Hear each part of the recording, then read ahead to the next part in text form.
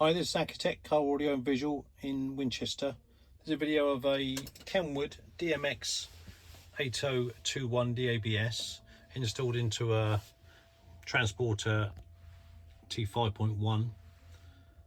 We fitted the plush fascia, which is really nice. We've got the microphone built in there, which is really good. So you don't have it hanging down from the headlining or anything like that. It's all mounted in there. This particular unit, we've got Apple CarPlay, Android Auto, wireless and wired.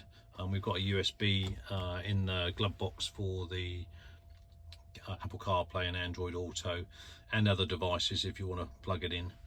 This has also got a camera installed on it, so when you put it in reverse, it comes up. There we are, so you can see where you're going when you're reversing. Press the home button, then you've got your three favorites here, which you can change if you wanted to. If you go onto the sources, then you can, if you wanted to, press and hold and move it. Nice little feature. So whenever you press the home button, there you are, there's your three favorites there.